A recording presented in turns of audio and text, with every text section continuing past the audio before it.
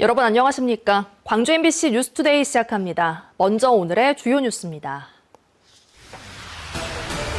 김민석 국무총리가 지난달 하순에 이어 또다시 광주를 방문하는 광폭 행보를 보이면서 갖가지 해석이 나오고 있습니다. 일제강점기 강제동원돼 고역을 치른 96의 할머니가 80년 만에 노역의 현장을 다시 밟습니다. 국립아시아문화전당 어린이문화원이 개관 10주년을 맞아 모든 생물과 자연이 함께 어우러져 살아가는 새로운 공간으로 단장됐습니다. 이동통신사 대리점 직원이 대표의 폭행 끝에 숨진 사건과 관련해 대표가 대리점 운영난을 피해자에게 떠넘기려 한 게 아니냐는 의혹이 일고 있습니다. 일제강점기 강제동원돼 고역을 치른 96의 할머니가 80년 만에 노역의 현장을 다시 찾습니다. 청춘과 친구를 잃은 참혹한 기억의 현장이지만 죽기 전에 꼭 한번 다시 밟아보고 싶다는 마음 한구석에 묻어둔 결심을 꺼내든 건데요. 출국을 앞둔 정신영 할머니를 주현정 기자가 만나고 왔습니다. 네. 1번서 다녀오시고 건강한 모습 무릎해요. 네. 학교도 보내주고 돈도 벌게 해주겠다는 말의 소가, 아니 강압과 회유에 못 이겨 내딛었던 일본 나고야 땅. 하지만 14살 정신영 할머니를 기다린 건 고된 노동과 굶주림이었습니다. 그나마 위로가 됐던 고향에서 함께 온 친구들마저 그해 12월 일어난 대지진에 6이나 떠나보냈습니다. 마침내 광복이었지만 9.4일생으로 고향에 돌아온 정 할머니의 강제징용 꼬리표는 평생을 따라다녔습니다. 강제노역 가해자인 일본 정부와 기업을 상대로 제기한 지난한 소송이 10년 가까이 이어지고 있지만 할머니는 아직 희망의 끈을 놓지 않았습니다. 미흡기는 하지만은 이것이 인력으로 한 것도 아니고 그 사람들이 마음 있으면 자기도 인간인께 정 할머니는 평생 마음에 묻어둔 결심을 꺼내들었습니다. 이번 주말 80년 만에 일본 나고야로 향합니다. 굽은 허리로라도 더 늦기 전에 꼭 가보고 싶었던 곳입니다. 허리는 꼬부라져도 꼬부라진 대로 걸어. 근데 이제 더 늦기 전에는 이제 못 가니까 한번 가보게. 강제동원 피해자 소송을 돕는 현지 시민단체 관계자들에게 감사를 전하고 동지를 떠나보낸 도농카이 지진 희생자 추도식에도 가볼 참입니다. 무엇보다 일본 정부에 강제노역 가해 기업에 꼭 하고 싶은 말을 전할 생각입니다. 사과해 주시고 보조해 주시고 하라고. 정할머니의 이번 발걸음이 흐릿해진 역사를 다시 밝히는 또 하나의 증언이 될 전망입니다. MBC 뉴스 주현정입니다. 오늘도 추운 날씨가 예상됩니다. 따뜻한 옷차림으로 나오시는 게 좋겠습니다. 오늘 오전까지 일부 지역에서는 구름 많은 가운데 약한 눈발이 날리거나 빗방울이 떨어지는 곳도 있겠습니다. 날은 점차 개겠지만 추위는 여전하겠습니다. 오늘 광주의 아침 기온 어제보다 2도가량 높습니다만 그렇다고 해도 영도 안팎으로 매우 쌀쌀한 날씨 이어지고 있고요. 한낮 기온 6도에 그치면서 어제와 비슷한 가운데 여전히 평년 기온을 밑도는 날씨가 이어지겠습니다. 서해안 지역을 중심으로는 여전히 강풍주의보가 발효 중입니다. 특보가 내려진 지역을 중심으로 시속 70km 이상의 칼바람까지 동반되면서 더 춥게 느껴지겠습니다. 날씨 정보였습니다. 지난주 광주를 찾았던 김민석 국무총리가 8일 만에 다시 광주를 방문했습니다. 짧은 기간에 연달아 찾은 만큼 이례적이라는 평가가 나오는데요. 국정운영 홍보인지 정치적 행보인지 해석이 엇갈립니다. 보도에 천홍희 기자입니다. 지난주 국립 5.18 민주묘지와 광주 골목 상권 등을 찾았던 김민석 국무총리. 8일 만에 다시 광주를 찾았습니다. 어딜 가나 박수와 환호가 쏟아졌습니다. 시민들에게 둘러싸여 움직이지 못할 정도였습니다. 첫 일정으로 광주 빛골 노인 건강타운을 둘러본 김 총리는 어르신들께 인사했습니다. 다들 이렇게 건강하신 모습 뵈니까 너무 좋고요. 이 건강타운에 와서 보니까 규모도 크고 아주 잘 운영되고 있어서. 이어 김 총리는 서구의 한 회관에서 국정 설명회를 열고 지역 주민들에게 그동안의 성과와 국정 운영 방향을 설명했습니다. 이제는 정신없이 달려갈 뿐만 아니라 국민들께 저희들이 이렇게 하고 있습니다 하는 것을 조금 정리해서 설명할 때가 됐다라는 생각이 들어서 하지만 경제 성장률과 외교 성과 등 원론적인 내용을 홍보하는 수준에 그쳤습니다. 이 때문에 지역 정치권에서는 총리의 이례적인 광주 연속 방문을 정치적 행보로 보는 해석도 나오고 있습니다. 특정 지역을 이렇게 일주일 간격으로 2번씩이나 갔다는 거는 향후에 이제 당대표 선거를 염두에 두고 호남 민심을 다지기 위한 행보가 아닌가 저는. 여러 해석을 경계한 듯 김 총리는 취재진과의 질의응답 없이 자리를 떴습니다. 국무총리실은 광주 서구를 시작으로 전국 순회 국정 설명회를 열겠다고 밝혔습니다. MBC 뉴스 천홍희입니다. 국립아시아문화전당 어린이 문화원이 개관 10주년을 맞아 새로운 모습으로 단장했습니다. 자연과 인간이 함께 어우러져 살아가는 미래의 약속을 놀이와 체험을 통해 실천해 볼 수 있습니다. 박수인 기자가 소개합니다. 습지와 숲에 있는 동물들은 어떤 모습으로 살아갈까? 거울 속에서 AR 마스크를 쓰고 멸종위기 동물들의 삶을 체험할 수 있습니다. 엄마는 돌고래가 됐고 이모는 호랑이가 됐네. 어린아이들이 하는 게 별로 없었는데 이번에 오니까 이렇게 어린아이들도 할 수 있는 체험들이 많이 있어서 좋은 것 같아요. 나무 뿌리가 얽힌 습지엔 어떤 동식물들이 살고 있는지 탐험가들의 설명을 통해 알 수 있습니다. 울창한 숲과 함께 새와 개, 물고기 같은 다양한 생물들도 아주 가까이에서 만날 수 있죠. 개관 10주년을 맞아 새롭게 단장한 어린이 체험관은 모든 생물과 자연이 함께 어우러져 살아가는 우리 모두의 집입니다. 다양한 자연 환경에서 살아가는 생명과 사람들의 이야기, 더불어 살아가는 지혜를 놀이와 체험을 통해 배울 수 있습니다. 신체 활동이라던가 게임이라던가 놀이들을 통해서 그것을 자연스럽고 흥미있게 접근할 수 있도록 만들기 위해서 노력을 했고요. 새로 시작한 어린이 특별전시 판타지 인벤토리는 어린이 문화원에 축적된 기억을 미래로 이어줍니다. 아이가 이제 뱃속 기억도 기억하니 기억을 자꾸 상기시켜줘야 독창성이.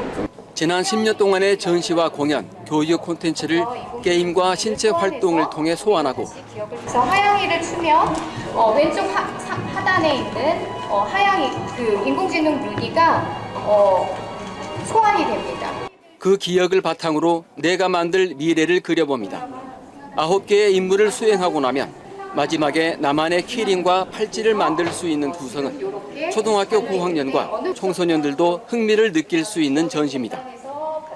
저희가 초등학교 고학년이 갈 만한 전시가 사실 별로 없습니다. 대부분 영유아에 맞춰져 있기 때문에 그 점을 좀 인식을 하고 초등학교 고학년이 와서 즐길 수 있는 퀘스트 형태의 전시를 좀 기획을 했는데 새 단장한 어린이 체험관은 다음 개편 때까지 상설 운영되고 판타지 인벤토리 특별전은 내년 3월 2일까지 열립니다. MBC 뉴스 박수인입니다. 광주지법 형사 12부 박재성 부장판사는 거짓 경력과 재력을 과시하며 사기 행각을 벌인 혐의로 기소된 50대 남성에게 징역 6년을 선고했습니다. 남성은 사기죄로 징역형을 확정받아 서울구치소에 수감 중이던 2020년부터 이듬해 사이 동료 수감자로부터 투자금 명목으로 총 10억 원을 가로챈 혐의를 받습니다. 또 수감 중에는 자신을 접견했던 변호사에게 유명 기업의 실제 사주인 것처럼 속여 사기 결혼까지 한 것으로 드러났습니다. 어제 오후 1시쯤 장성의 한 군부대 훈련장에서 폭발 사고가 발생해 부사관 4명이 중경상을 입었습니다. 폭파 훈련을 하고 있던 상사 1명과 중사 3명이 얼굴 등에 폭발물 파편을 맞는 등 크고 작은 부상을 입어 병원으로 옮겨졌습니다. 군 당국은 폭파 훈련 중 전기식 뇌관이 터지면서 사고가 난 게 아닌가 보고 정확한 경위를 조사하고 있습니다.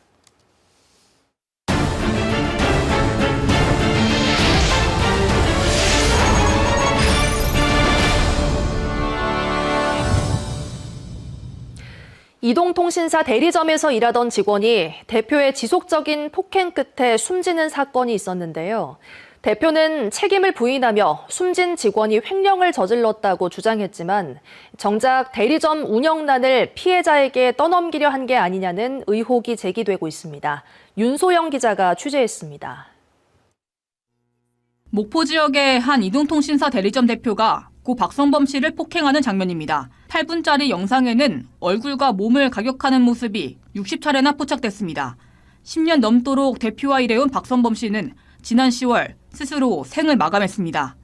40대 직장인이던 박 씨의 사망 당시 통장 잔액은 단 54원으로 올해 1월부터 숨지기 전까지 대표에게 인출된 금액이 5,400만 원에 달했고 10년 사이 돈이 들어오지 않은 달도 30여 차례로 확인됐습니다. 대표는 유족에게 박 씨가 회사 돈을 횡령해 그로 인해 월급에서 일부를 공제하겠다는 각서를 썼다고 주장했습니다. 그걸 설명을 해달라고 그랬어요. 그랬더니 동생이 이제 월급을 안 받는다고 그랬다는 거예요. 그럼 증거가 있냐 했더니 그냥 구두로 약속을 했대요. 실제로 박 씨는 지난 2018년 법원으로부터 타인 명의로 휴대전화를 개통한 것처럼 꾸며 통신사로부터 수수료 1,900여만 원을 챙긴 혐의로 벌금형을 선고받은 바 있습니다. 하지만 직장 동료들은 대표가 박 씨에게 책임을 전가했다고 말합니다. 특정 휴대전화 모델의 배터리 결함으로 전량 리콜 사태가 일었던 지난 2016년. 당시 이동통신사 대리점 10곳을 관리하던 대표가 운영난을 이유로 각 대리점에 지급해야 할 정산금을 해결하지 않은 채 수개월 동안 잠적했는데 그 사이 박 씨가 홀로 정산 문제를 떠안고 동분서주했다는 겁니다. 그다음 한이 밀렸을 때는 억 단위까지도 넘었었어요. 이게 나오는 사장님들 있잖아요. 판매점에서도 본도까지 쫓아가가지고 의학실로 가신 분들한테는 먼저 때리는 기술을 해서 전화 먼저 해주고. 수개월 만에야 돌아온 대표는 자신의 잠적 사실은 외면한 채 오히려 박 씨를 횡령범으로 몰며 경찰에 고소했습니다. 동료들은 상습적인 폭행도 이맘때부터 시작됐다고 증언합니다. 초래되나 싶을 정도로 사람을 너무 뭐라 해야 돼, 진짜 노예, 머슴 이런 느낌으로 대하더라고요. 피해자가 박 씨뿐만이 아니었다는 이야기도 나왔습니다. 클레임권이 20만 원, 30만 원이다. 그래도 너는 나한테 피해를 몇백만 원 끼쳤다, 몇천만 원 끼쳤다. 안 그러면 경찰에 고소하거나 넘어간다. 이렇게. 대표는 취재진의 수차례 연락에도 응답하지 않았습니다. 경찰은 이동통신사 대리점 대표를 폭행과 상해 혐의로 입건해 수사를 이어가는 한편 노동당국도 임금 체불 의혹에 대한 조사에 착수했습니다. MBC 뉴스 윤소영입니다. 산불과 물난리, 지역 소멸과 관련된 보도 등 지역 방송의 공적인 역할은 중요합니다. 그런데 이재명 정부는 지역 균형과 고유한 지역 문화 발전을 최우선 국정과제로 내세우면서도 정작 이를 수행할 지역 방송 예산을 기획재정부가 참석한 국회 최종 논의 과정에서 삭감했습니다. 어찌된 일인지 춘천문화방송 김세정 기자가 취재했습니다. 지역 방송의 공적 책임 강화, 지역 밀착형 콘텐츠 제작 활성화. 이재명 대통령은 나라 전체의 성장과 발전을 가로막는 지방 소멸 해소에 예산을 우선 투입하겠다고 밝혔습니다. 정책이나 또는 예산 배분이나 이런 데 있어서 지방을 배려하는 수준을 넘어서서 이제 지역 우선 정책을 해야 비로소 약간의 균형을 회복할 수 있지 않을까 싶어요. 이재명 정부의 기조에 맞춰 국회 과학기술정보방송통신위원회는 당초 연 45억이던 지역방송 지원 예산을 207억까지 늘리는 예산안을 만장일치로 의결했습니다. 그런데 마지막 조정 과정에서 기재부가 이 가운데 150억을 특별한 사유 없이 삭감하고 유보금으로 돌렸습니다. 기재부가 지역 중소방송이 가지고 있는 고유의 역할, 기능 여기에 대해서 문외한이거나 또는 알면서도 의도적으로 지원하기 싫어해서 하는 어떤 기획재정부의 갑질 행위라고 볼 수 있는 거죠.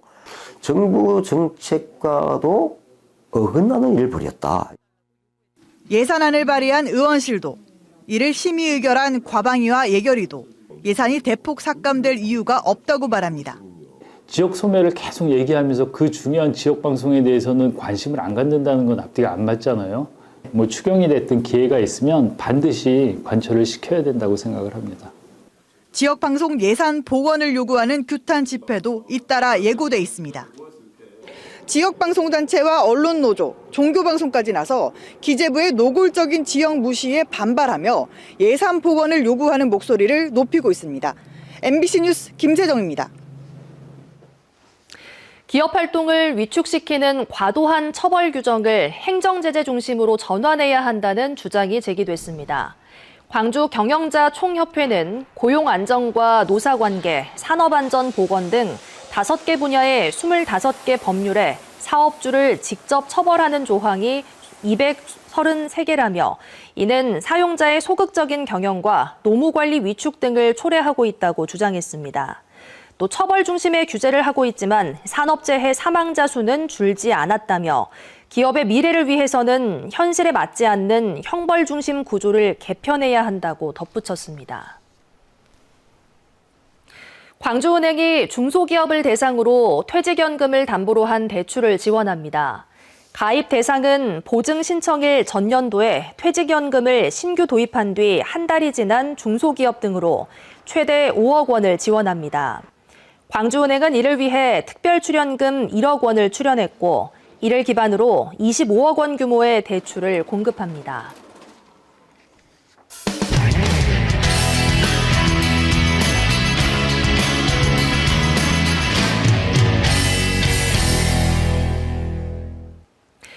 AI 시대 경쟁력은 기술력만으로는 갖추기가 어렵습니다.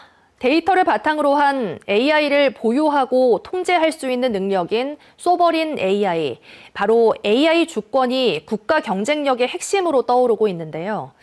영국은 AI 주권을 지키기 위해 데이터와 슈퍼컴퓨터, 그리고 국가 차원의 AI 인프라 구축에 대규모 투자를 하고 있습니다.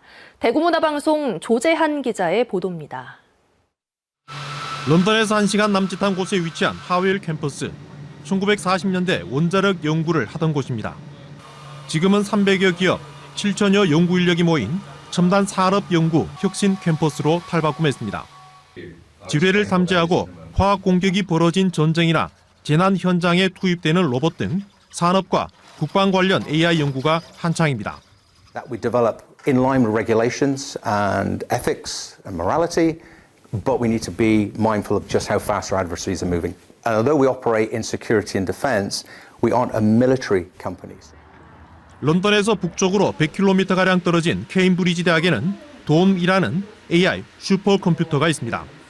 브리스톨 대학의 이삼바도와 함께 영국 AI 연구 인프라의 핵심 시설로 꼽힙니다. 이곳의 데이터 센터는 슈퍼컴퓨터 뇌에 해당하는데 대형 서버에서 의료와 과학, 산업 전 분야에서 수집된 데이터를 실시간 처리합니다. 각종 AI 모델 역시 이곳에서 학습되고 산업과 공공정책 등이 이곳을 거쳐 나옵니다. 방대한 데이터가 AI 경쟁력의 출발점인 만큼 보안 관리가 최우선입니다. 이를 위해 데이터가 있는 클라우드를 만들고 제어하는 오픈소스 플랫폼인 오픈스택을 구축해 데이터의 유출을 막으며 AI 주권을 지키고 있습니다. Sovereign AI capabilities now cut across many realms in defense, in health, in economics. All nations need to control and develop AI for those domains. You cannot rely, we cannot rely. AI 기술이 고도화될수록 데이터 가치는 기하급수적으로 커집니다. 누가 얼마만큼의 데이터를 보유하는지가 국가 경쟁력으로 이어지기 때문에 AI 주권은 국가 의사 결정을 좌우할 만큼 중요합니다. AI 주권 확보는 단순히 기술을 보호한다는 의미를 넘어 국가의 미래를 지킨다는 점에서 AI 시대 반드시 지켜야 할 핵심 가치로 주목받고 있습니다. MBC 뉴스 조재한입니다. 지난해 12월 비상계엄 선포 직후 경제는 급격하게 얼어붙었는데요. 연말 회식마저 줄줄이 취소될 정도로 상권은 크게 위축됐습니다. 이제 내란이 온전히 마무리되면서 경제가 살아나기를 모두가 바라고 있습니다. 춘천문화방송 김도균 기자가 보도합니다. 1년 전 비상계엄 선포 이후 춘천 닭갈비 골목. 계엄 여파로 줄어든 회식과 단체 예약이 한동안 회복되지 않아 상인들은 애를 먹었습니다. 뭐 칸막이를 해라 어쩌고 하더라도 그래도 괜찮은데 그래서 요즘에는 어쩐지 더 손님이 없는 것 같아요. 윤석열 전 대통령이 결국 파면되기까지 상인들은 침체된 경기에 직격탄을 맞으며 그 시기를 고스란히 견뎌야 했습니다. 그리고 계절이 바뀌면서 조금씩 숨통을 트고 있습니다. 6개월이 지나서 또 정권이 또 이렇게 이제 새로 창출되면서 그때는 이제 또 선거 기간도 좀 있었고, 예, 그런 게 있어서 좀 돈이 약간 좀 풀리는 것 같더라고. 이제 남은 바람은 내란이 완전히 종식되는 겁니다. 이런 일이 다시 벌어지지 않게 좀 더 계엄을 되게 쉽게 생각하지 않게끔을 해야 될 것 같아요. 시민단체들은 윤석열 전 대통령을 배출한 국민의힘을 향해 해산 요구를 멈추지 않고 있습니다. 아직까지 제대로 된 사과도 없이 윤 어게인을 외치는 국민의힘은 위헌 정당이라는 겁니다. 내란 우두머리를 1호 당원으로 하는 국힘당은 계엄 해제, 윤석열 탄핵, 파면, 체포, 구속을 사사건건 방해했고 윤 전 대통령 부부는 물론 내란 책임자들에 대한 재판이 계속되면서 시민들은 내란 청산을 외치고 있습니다. 내란 기도를 저지하고 윤석열 탄핵시키는 것도 광장이고 내란 세력을 완전히 청산하고 사회대의 개혁을 완수할 힘도 결국 광장에서 나온다.